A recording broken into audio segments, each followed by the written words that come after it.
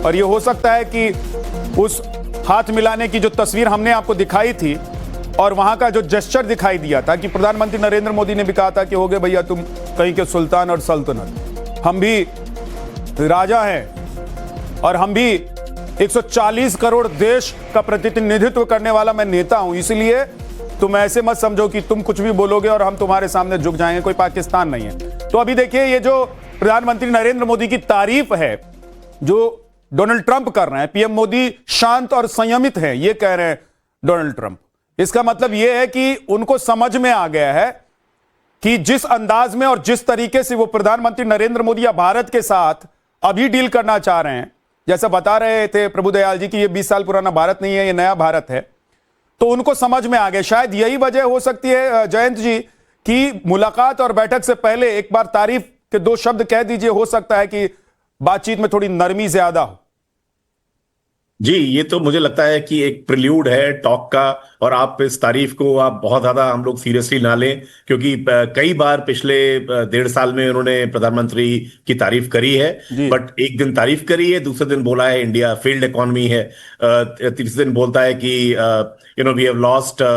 Russia and India to China, all kinds of statements उन्होंने बोले हैं। तो बहुत ज्यादा तारीफ को हमें सीरियसली नहीं लेना चाहिए, लेकिन दोनों में अब वो शायद वो वार्मथ ना रही हो पहले जैसी, बट फिर भी एक the two of them can pick up a telephone and speak to each other. ये एक अपने आप में बहुत बड़ी बात है, और ये काफी हम ना भूलें कि फरवरी लास्ट ईयर के बाद ये पहली बायलैटरल मीटिंग दोनों की हो रही है। और एक 2 चीजें इसमें जो मुझे लगता है बहुत, सबने ट्रेड डील की बात करी, ये सब की, लेकिन एक 2 चीजों जिसकी ज्यादा बात नहीं हुई वो बहुत इंपॉर्टेंट है मुझे लगता है। एक क्वाड जो है उसके वो उसकी उसमें प्रेसिडेंट ट्रंप को भारत आना है, भारत की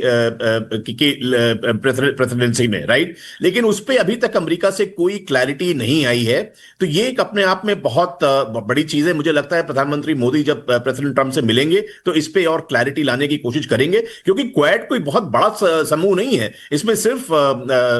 यूएस, भारत, जापान और ऑस्ट्रेलिया, ये सिर्फ 4 मुल्क हैं, और इसमें सबसे धनी मुल्क और सबसे ज्यादा ताकतवर मुल्क अगर बैकआउट कर जाएगा या उस गर्मजोशी से नहीं आगे आएगा तो क्वाड का मीनिंग ही गड़बड़ हो रहा है। तो ये एक चीज है। दूसरी चीज जो मोबिलिटी की बात प्रधानमंत्री ने बोली, वो मोबिलिटी की तरफ वो भी उनका इशारा है कि जो H1B वीजा है जिसपे काफी अमेरिका ने रोक लगाई थी और बहुत ज्यादा $1 लाख की एप्लीकेशन फी लगा दी थी, वो एक फेडरल यूएस जज ने उसको नलिफाई कर दिया है जी। तो आई थिंक ये भी इंपॉर्टेंट है कि प्रधानमंत्री मोदी फिर से उनको समझाने की कोशिश करें कि ये फी मत लगाइए और इस कोर्ट के जज के ऑर्डर को रिपील मत करिए, दोबारा उसमें चैलेंज मत करिए। तो ये इसकी भी पूरी संभावना है, बिकॉज ये कोई अमेरिका भारत पे एहसान नहीं करता है उसको H1B वीजा देकर। भारत जो अमेरिका में इतने ज्यादा टेक्नोलॉजी के क्षेत्र में, आईटी के क्षेत्र में, हेल्थ केयर के क्षेत्र में जो इतनी ज्यादा स्किल्स की डेफिसिट है, उसको भारत बीट करता है। और जो कॉस्ट आर्बिट्राज का जो एक जो बहुत बड़ा एडवांटेज है जिससे अमेरिकी बिजनेस पूरे वर्ल्ड में ग्लोबली कॉम्पिटिटिव होता है, आई थिंक उसमें भी जो भारत से लोग जाते हैं वो बहुत ही सहयोग करते हैं। तो ये समझाने की कोशिश करना चाहिए कि इस फी को अब चैलेंज ना करे ट्रंप एडमिनिस्ट्रेशन, और इसको ऐसे ही चलने दिया जाए। ये दोनों के हित में है जब ये लगाई और 2 देशों के जो रिश्ते होते हैं वो आपसी हित पर ही डिपेंड करते हैं। बिल्कुल, दोनों के हित एक दूसरे के साथ कितने मैच करते हैं, एक दूसरे के लिए कितने काम आने वाले हैं, उस पर डिपेंड करते हैं। आज भारत जब दुनिया का सबसे बड़ा बाजार है और पूरी दुनिया